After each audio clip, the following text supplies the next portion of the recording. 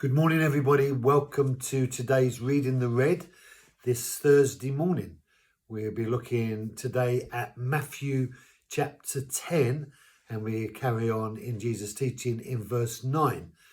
And just towards the end of verse 8, we heard those words, freely you have received, freely give. And that sense of generosity, a willingness to do something for nothing.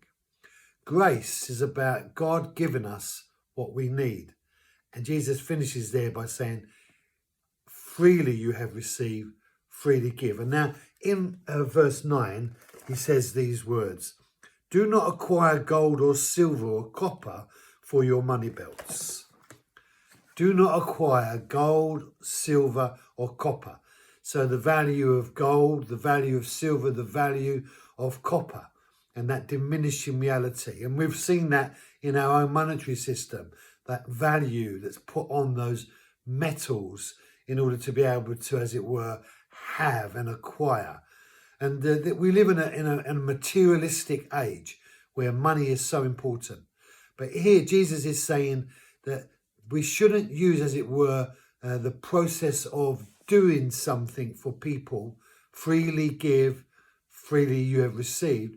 Do not give it. Do not do what you're going to do in order to get from other people. So this idea of almost like prostituting the gospel. And, you know, we look at the internet and we look at what's on the TVs and we look at what's on the presentation of Christian channels.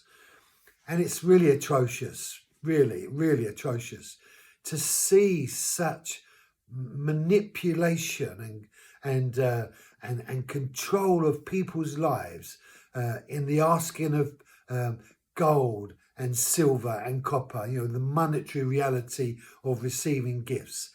It's so wrong. Jesus, everything he did, he gave freely. Everything he said, he presented freely. I have lots of issues regarding people making money out of God. It just disturbs me like mad. It should not happen. Jesus, who is God, is always available. He never turns anyone away. He's always embracing.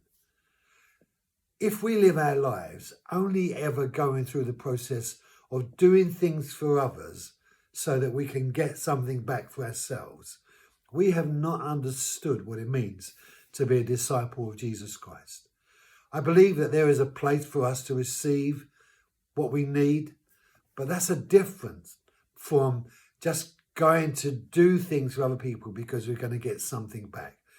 The whole prosperity thing is, you know, so that you can reap.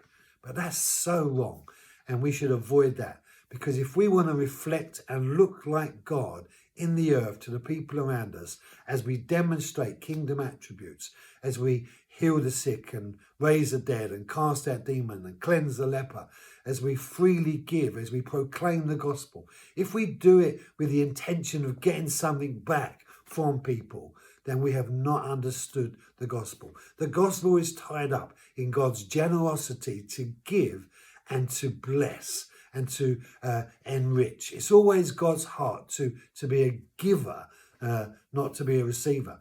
And we need, if we're going to reflect God, be those people who are willing to sacrifice by giving to others without reward back. Have a great day. Bless you, and I'll see you on Friday.